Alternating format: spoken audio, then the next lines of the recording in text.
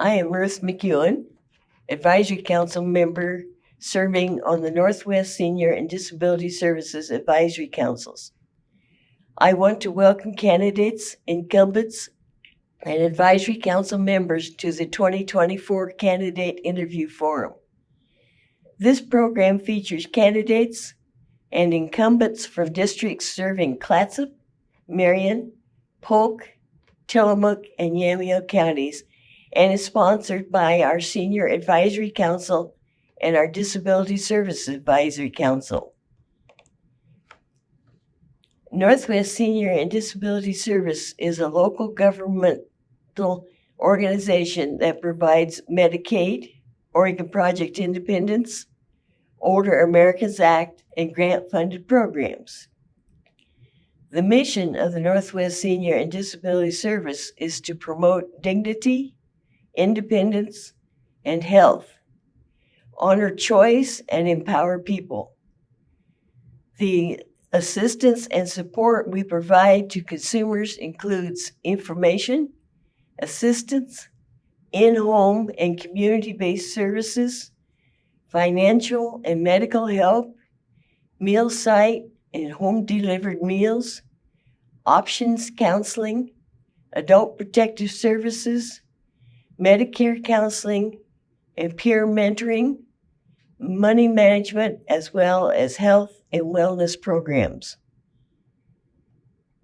Because of the number of state legislative districts that our service area covers, we have invited a large number of candidates to our candidate interviews. Each candidate has been given information on the format used in these interviews. Each candidate will be introduced by a member from the advisory councils, and then candidates will have the opportunity to answer questions which will be timed. We thank these candidates for their willingness to share their views about services for Oregon seniors and people with disability.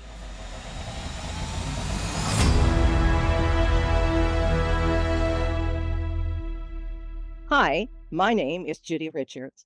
I am a member of the Disability Advisory Council at Northwest Senior and Disability Services. Today I'm interviewing Kevin Scott Chambers. He is a Republican candidate for the Oregon House District 20. We'll be asking candidate Chambers questions related to seniors and people with disabilities. Welcome, candidate Chambers, and thank you for sharing your time with us. Thank you for having me. It's always a pleasure to do these things, and thank you for putting on this platform. I think it's a really good cause to bring awareness to. Thank you. Thank you. All right, in. Our first question today is, tell us about your platform and experience that would encourage a senior or a person with a disability to vote for you. Sure. The platform, the whole idea is authentic accountability. In the last 10 years, our budget here in Oregon, it's gone from 60 billion to 120 billion per biennium. So that's every 2 years. But every metric has gotten worse. And so it's not that we have a revenue problem, we have a spending problem. For every dollar the government spends, we're getting 40 cents in value back. And that's not sustainable. We can help a lot more people than we are without raising revenue. We just got to hold the executive branch accountable, and we got to bring power back to the legislature. As far as my platform, I've served on, or as far as my experience, I served as Polk County Republican chair. I served as West Salem Neighborhood Association chair, where I worked with a lot of our members who are our older members, to help them feel safe and secure at our parks and all this stuff.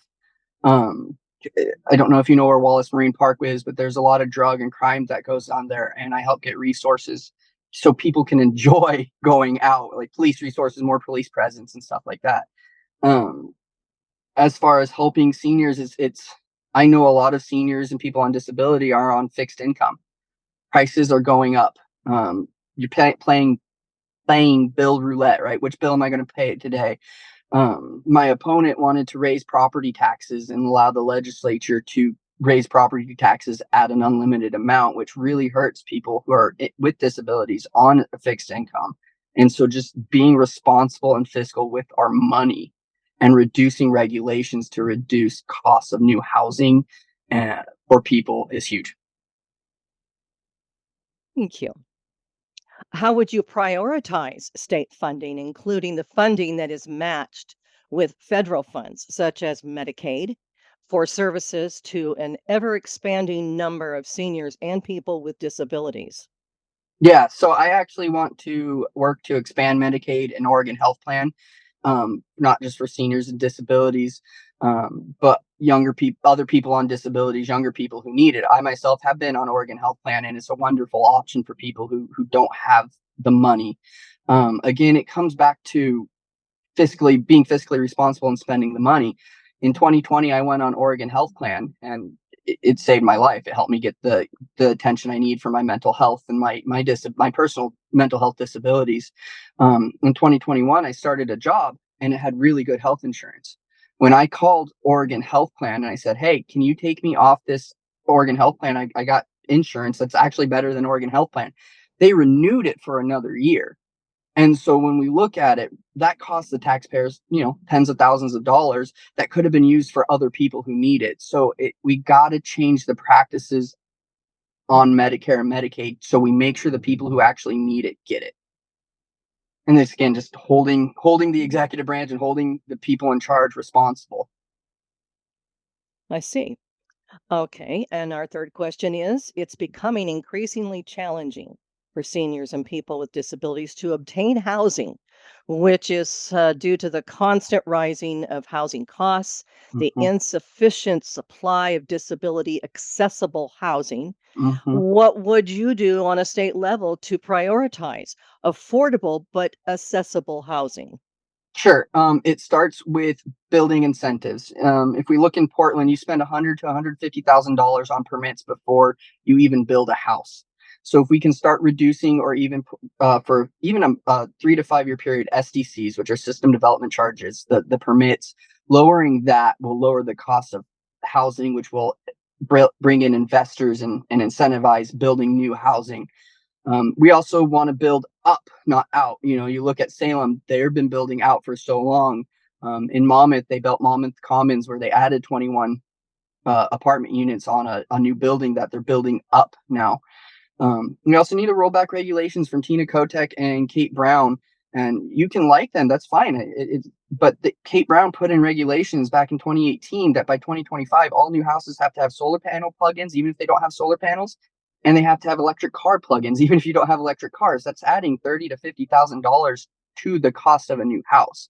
So we've got these regulations that are running amok, quite frankly, that my opponent Paul Evans supports, that are raising the cost of housing, and it's just not working. We need to encourage developers to build more houses, to build apartments, to build 3, 4, 5 story buildings, not just a 1 story house. So I would start deregulating. Now you got to get deregulate to a certain point. We don't want too much deregulation because we don't want the house to fall over in a windstorm, right? But some of these options, the permit costs and all that stuff, are just going so high. Uh, People aren't being incentivized uh, to do that. We also need to look at our land use planning, and see if we can expand the UGB more than once every 10 years, maybe every 5 years. That will allow more developmental land. Start changing the zoning so something might be commercial, take it to mixed use, where Monmouth Commons, the bottom floor of this 4 story building is commercial, and then the top second, third, and fourth stores are residential. So multi-use zoning, definitely, as you mentioned, with disabilities, we got to start putting in these um, elevator access, more ADA access, and to me that also expands to when we develop property. They put in parks and paths, and we got to make those ADA accessible too. So you're not just stuck in a house; you can go outside and enjoy the beautiful weather we really do have in the state. Thank you. What would you do to address the behavioral health needs for older adults and people with disabilities? We need to encourage people down a career path of nursing, and that can help with that, we need to treat people with dignity. There's a lot of elder abuse we've seen. So when there's elder abuse, hold it accountable, but also provide incentives and pay better. Get out of the way, and we just need to make Mm. a lot of this comes down to money, like pay incentives. People want to work more money. We need to get our healthcare professionals are getting burned out, especially after COVID, right? So they'll go for a job that pays more, but might pay a little less, but is more mental health there. So we Mm. need to bring in more healthcare professionals and encourage payment and incentives. I would even like to sponsor, create a program to give X amount of people, 1,000 students a year, free nursing school, so we can encourage that. They do this with police programs where they pay uh, their police officers to come and take the schooling, get trained, and then they get a job right out of that. I think creating a similar program, and then we can create in that program a special degree for people with disabilities and nursing. We also need to pay. We have in Monmouth, we have PCL, which is a caretaking group. We need to pay our caretakers more, right? We need to be competitive and find a way, whether it's through state mandates, state minimum wage laws for these groups, or just through state sponsorship to get people paid more. What would you do to support on a state level to prioritize access to healthy and nutritious food for seniors and people with disabilities? Yeah, I think expanding um, food stamps, expanding the amount that you can use. Food stamps really haven't caught up with the rise in grocery prices. And so people have to choose, you know, $1 for an apple or 35 cents for ramen, right? And really provide incentive on these food stamps to go get healthier foods, Mhm, mhm. Um, hey, you're going to get more money, but you got to direct it towards healthier foods. It would be nice to expand food stamps to farmers markets, right? Where people can go buy organic and go buy healthier literally farm fresh food.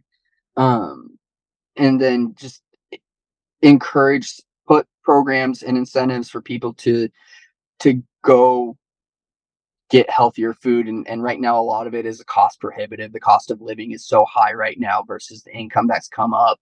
Um, Mhm. if we can expand food stamps and other programs, go to, like, we have the Ellen Coran Food Bank, have the state be able to come in and provide healthier food instead of just canned food and all this Mhm. stuff. Working with local partners to be able to do that, I think, is a start. Thank you. Thank you.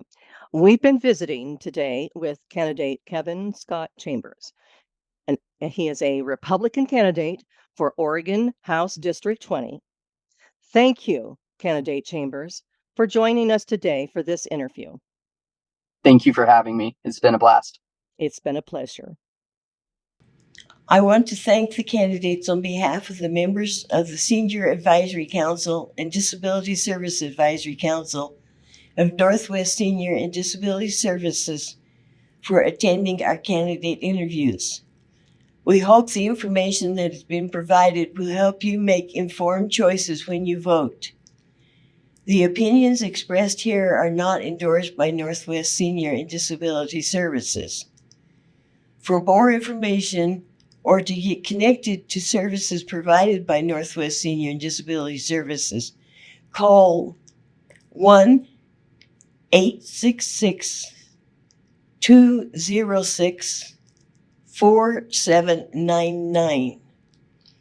The advisory councils for Northwest Senior and Disability Services would like to thank Capital Community Media for their production of the forum. Thank you for watching.